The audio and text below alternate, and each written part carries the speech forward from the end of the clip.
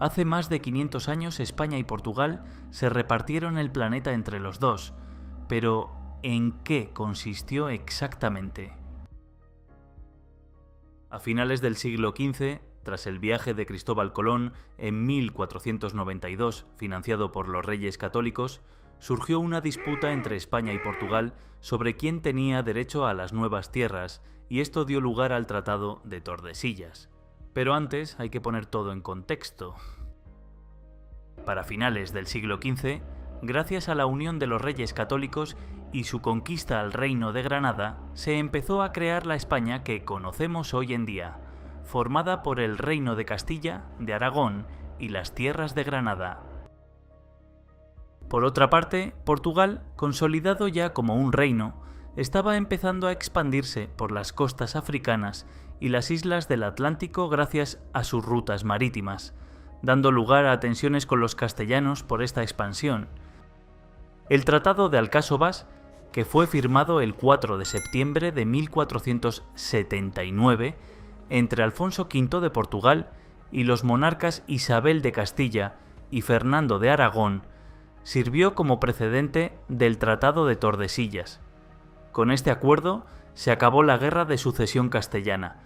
El pacto también incluía otras estipulaciones relacionadas con la política de proyección exterior, además de ser útil para formalizar el término del conflicto en un periodo en que los portugueses y los castellanos luchaban por controlar las costas africanas y el Océano Atlántico. Por medio de la distribución establecida en este pacto, el Reino de Portugal se hizo con la aprobación de su soberanía sobre las islas Madeira, Azores y Cabo Verde, así como sobre Guinea y en general sobre la costa africana, y la Corona de Castilla adquirió las Islas Canarias. 13 años después, como todos bien sabemos, en 1492, Colón llegó a América, y esto lo cambió todo. La expedición comenzó su regreso el 16 de enero de 1493, pero unos días después se produjo una tormenta que separó a los dos barcos. La Pinta, bajo el mando de Pinzón, acabó en Galicia a finales de febrero y notificó a los monarcas Fernando e Isabel sobre el gran descubrimiento. Mientras tanto, la Niña, en la que viajaba Colón, llegó a Lisboa el 4 de marzo después de 7 meses y 12 días de viaje. El rey Juan II lo interrogó y se puso al tanto de sus hallazgos. Este, en cuanto pudo, exigió la propiedad de las nuevas tierras, argumentando que el Tratado de Alcáçovas le otorgaba derechos sobre ellas. Isabel y Fernando, por su parte, refutaron dicha afirmación, argumentando que la navegación había sido siempre hacia el oeste, no hacia el sur de Canarias. Para confirmar el dominio de Castilla sobre los territorios que Colón había descubierto recientemente, Isabel y Fernando pidieron ayuda al Papa Alejandro VI, quien había sido nombrado en agosto de 1492 y con el cual tenían una relación prolongada de favores recíprocos. El Papa, entre mayo y septiembre de 1493, publicó 4 bulas que se conocen como bulas alejandrinas. En esos documentos definió que las tierras y los mares al oeste de la línea imaginaria, ubicada a 100 leguas al oeste de Cabo Verde, y las Azores serían parte de la Corona de Castilla.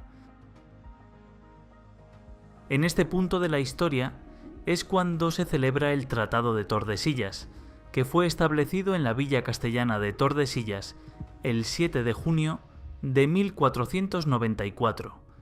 Este acuerdo surgió porque Portugal no estaba conforme con las bulas alejandrinas y por eso negoció directamente. Firmaron el pacto los representantes del rey Juan II de Portugal, por un lado, y los delegados de Isabel y Fernando, reyes de Aragón y Castilla, por otro. Con el fin de prevenir un conflicto entre las coronas portuguesa y española, el tratado determinó una división de las áreas de navegación y conquista del Océano Atlántico y el Nuevo Mundo, utilizando una línea imaginaria. En la práctica, este acuerdo garantizaba al reino portugués que los españoles no interferirían en su ruta del Cabo de Buena Esperanza, y los portugueses no lo harían en las recientemente descubiertas Antillas. Esta línea imaginaria conocida como meridiano se ubicaba a 370 leguas, aproximadamente 2.062 kilómetros al oeste de las islas de Cabo Verde. Todo el territorio que se situaba al oeste del meridiano pertenecería a España y el territorio que se encontraba al este de la línea, sin contar los territorios de España en ese momento, pertenecería a Portugal. Esto fue un antes y un después en la historia, ya que esta línea definió el futuro de muchas regiones a lo largo del planeta, como por ejemplo lo que hoy en día es Brasil, que es el único país de América que habla portugués, ya que gracias al Tratado Portugal pudo reclamar esas tierras. Si esta línea se hubiese ubicado más al oeste, hoy en día habría muchos más territorios con antecedentes del Imperio portugués, y si hubiese ocurrido al revés, más al este, no habría actualmente ni un rastro del Imperio portugués en América. Otro caso es el de Filipinas, que con una medición exacta de la línea, se demostró que estas islas no entraban en el lado español, pero debido a la época la medición de la línea en el lado del Pacífico era muy complicada, lo que llevó a un error e hizo que España se adueñase de ese territorio. Debido a estos errores de medición, se formaron varias disputas entre los dos reinos a lo largo de la historia, en las que ambas partes reclamaban más territorio, señalando errores en los cálculos.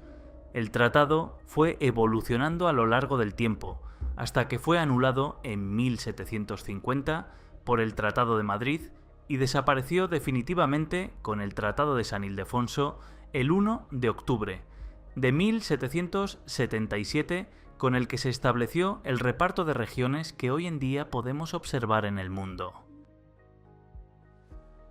Este tratado evitó conflictos directos entre las dos potencias marítimas, facilitó la expansión de España en América y la de Portugal en África, Asia y Brasil.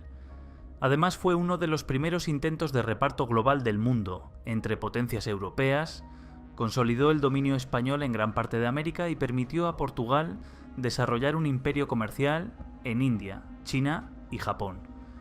Más tarde fue modificado por acuerdos como el Tratado de Zaragoza, que definió la división en el otro lado del mundo, Asia.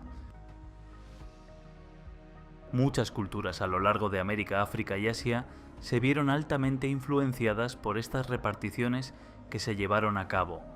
Un gran número de los países que hoy en día conocemos son como son gracias a este suceso histórico, como es el caso de todos los países hispanohablantes: Brasil, Filipinas, Macao, Cabo Verde, Nagasaki, etc.